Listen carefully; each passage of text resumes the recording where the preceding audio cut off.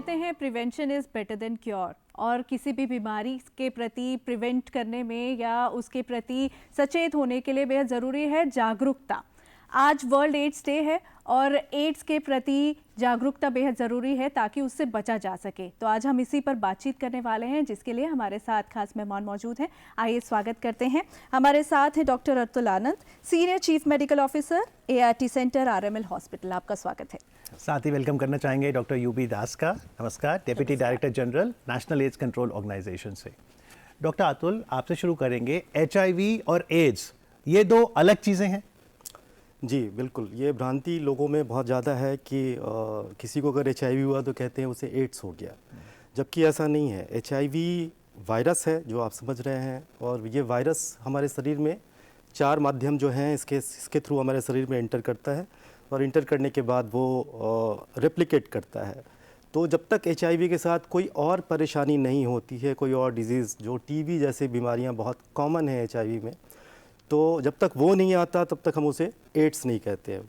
हम बस ये कह सकते हैं कि कोई पर्सन HIV से इन्फेक्टेड है और वो सामान्य ज़िंदगी जी सकता है। ऐसे में जो 2017 का कानून है HIV को लेकर, वो क्या कहता है? 2017 में भारत के संसद ने HIV AIDS prevention and control act, HIV AIDS की नियंत्रण के लिए एक संविधान पारित किया गया, जिसमें कई अधिनियम हैं जो कि HIV संक्रमित लोगों को भारत के किसी भी नागरिक के बराबर का अधिकार दिया गया है उसमें, जैसे कि शिक्षा के लिए, नौकरी के लिए, और उनके लिए परिवार में और समाज में उनको बराबर का अधिकार दिया गया है। उनके साथ कोई भी भेदभाव किया नहीं जा सकता, और अगर भेदभाव किया जाता है तो उसके लिए इस कानून में ये प्रावधान है कि हर संगठन में, चाहे वो सरकारी संगठन है, चाहे निजी संगठन है, चाहे कोई कंपनी है, चाहे वो सरकारी कंपनी है या निजी कंपनी है, उसमें एक कंप्लेंट्स ऑफिसर होंगे जिसको कि HIV संक्रमित व्यक्ति के साथ भेदभाव होने पर वो उनके खिलाफ उस पर शिकायत दर्ज कर सकता है। अगर उसकी शिकायत की सही तरीके से सुनवाई नहीं हुई तो एक राज्य के स्तर पे ओम्बड्समैन की नियुक्ति की गई है। हर राज्य सरकार ने इसको किया है, तो उसको भी वो अपील कर सकते हैं वहाँ जा कर के, तो उनकी शिकायत का प्रॉपर तरीके से निपटारा होगा, और जो उनके खिलाफ में भेदभाव कर रहे हैं उनको दंडित किया जाएगा।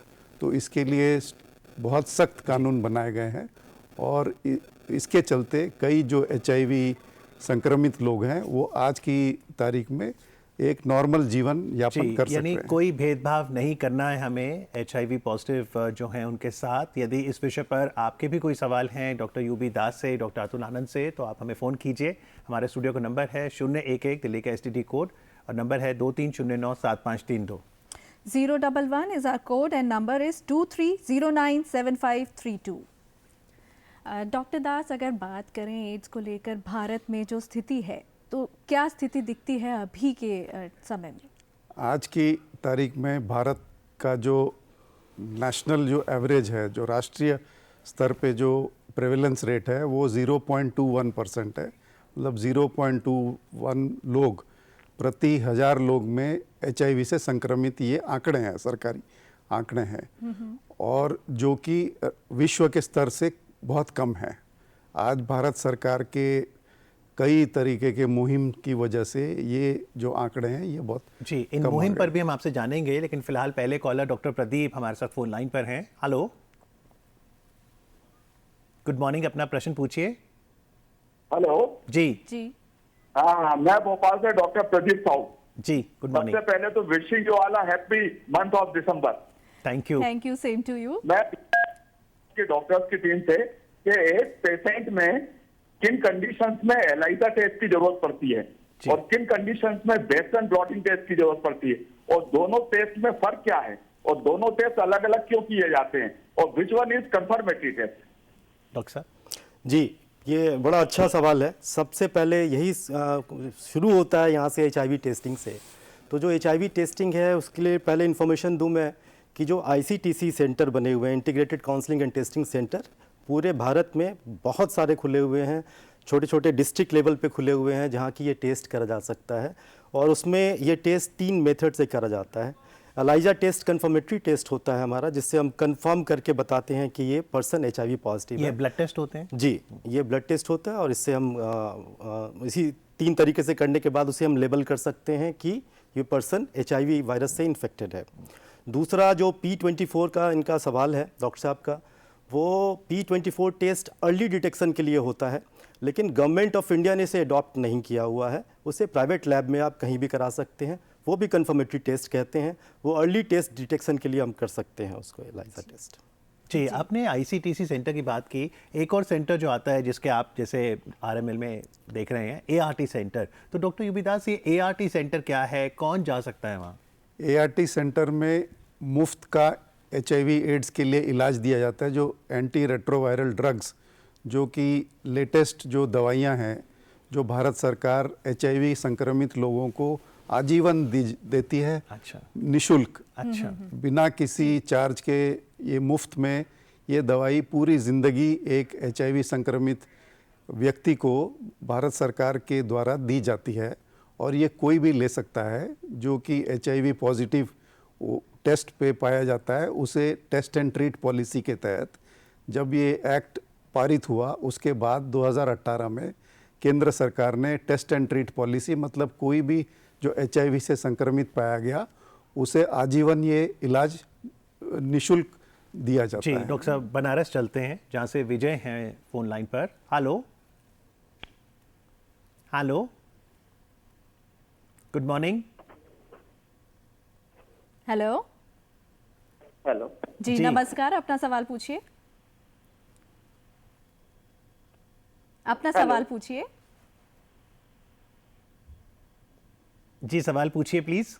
हेलो जी जी जी, जल्दी से अपना प्रश्न पूछिए। जी, मेरा सवाल ये है कि क्या इसके जी जी आवाज आ रही है डॉक्टर साहब? जल्दी से सवाल पूछिए, बिल्कुल आ रही है। जी, हम ये कह रहे थे कि इसके कुछ घरेलू लक्षण जो हम पता कर पाए, और इसका जो है खुद से कोई घरेलू नुस्खा भी है?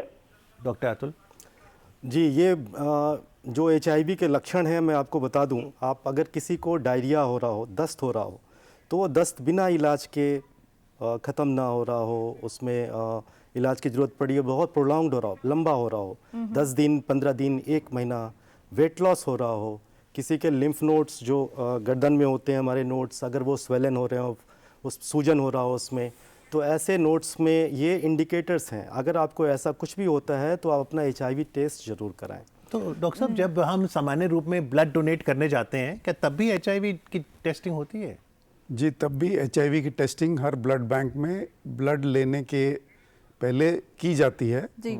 और ये हर देश के हर ब्लड बैंक में ये टेस्ट की जा रही है। जी। और जैसे आप ART सेंटर देख रहे हैं, लोग आते हैं, स्टिग्मा तो नहीं है?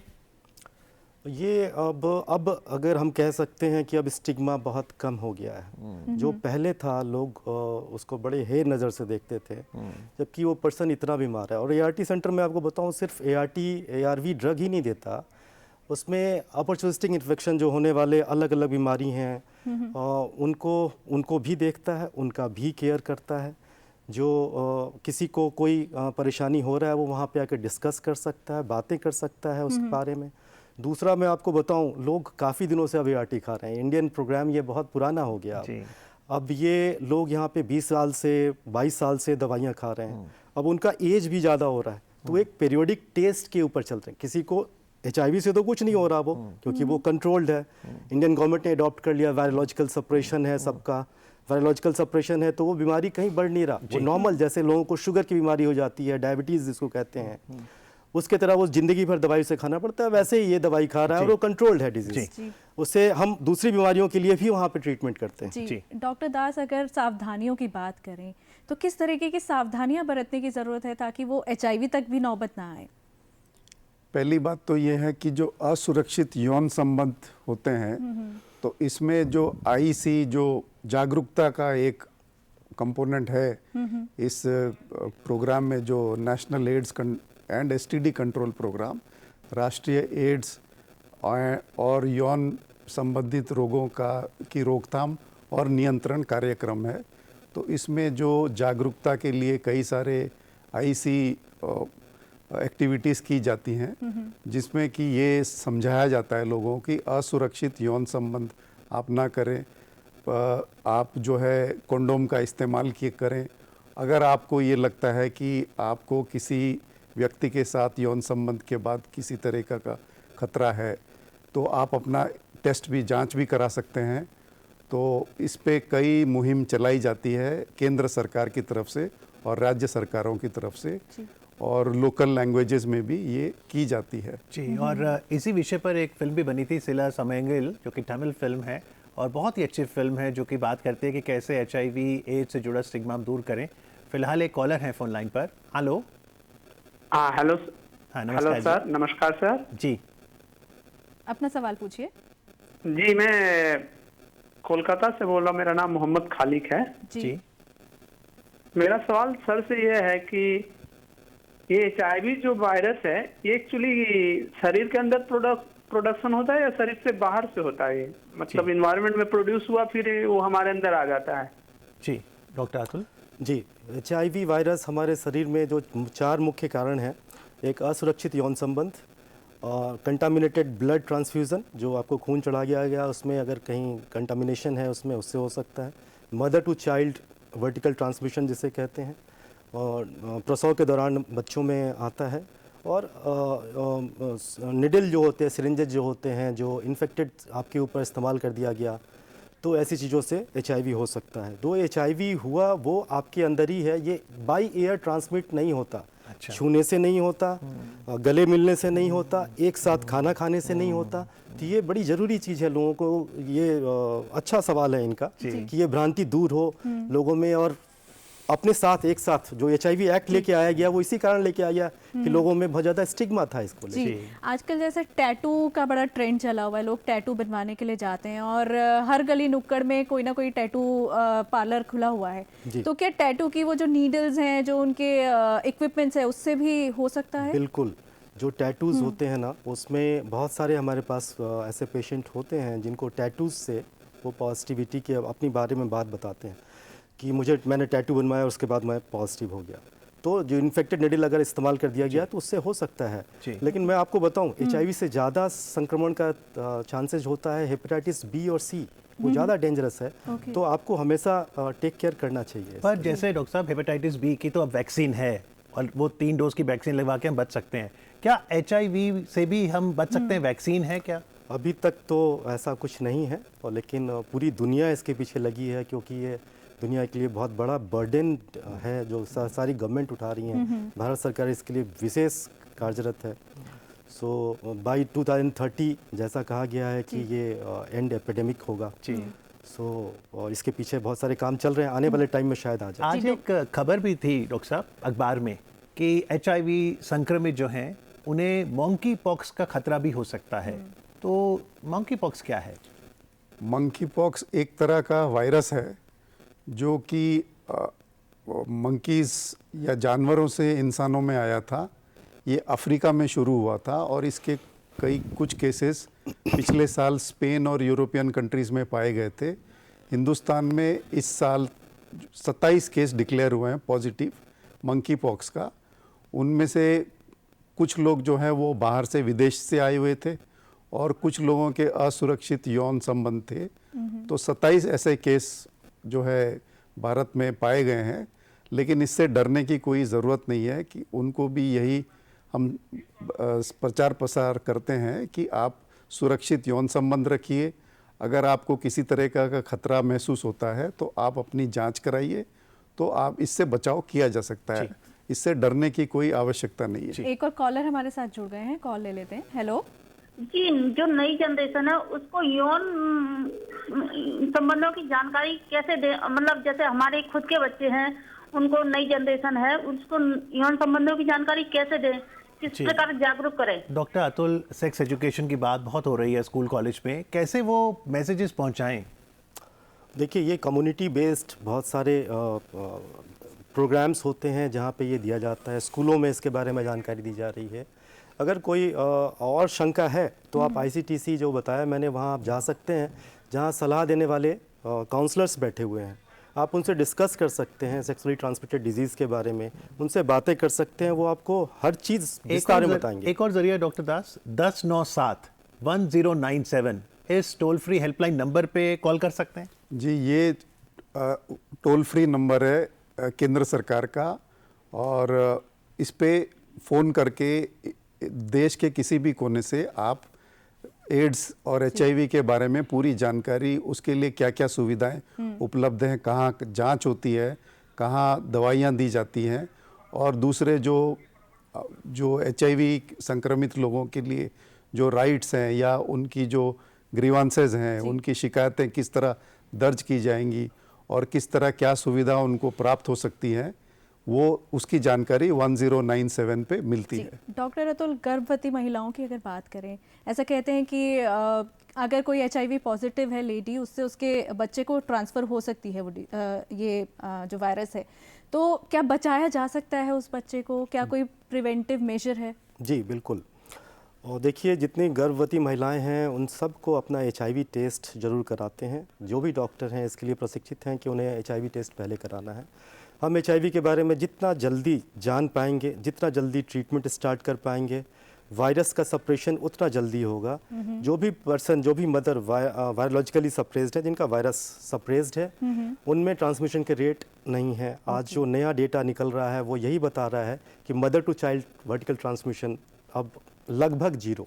ओके जी, तो डॉक्टर दास, अब आज जैसे थीम है लेट कम्युनिटीज लीड, तो क्या संदेश है आपका समुदाय को, ताकि मिलकर जो लक्ष्य है भारत का संकल्प 2030 तक हम HIV एड्स से मुक्त हो जाएं, उसके लिए हम सभी योगदान दे सकें? देखिए, इस जो प्रोग्राम में जो एड्स कंट्रोल, जो एड्स नियंत्रण प्रोग्राम जो भारत सरकार इतने सालों से चला रही है, इसमें हमने हमेशा कम्युनिटीज़ को या जो पॉजिटिव व्यक्तियों को हमेशा जोड़ के रखा है।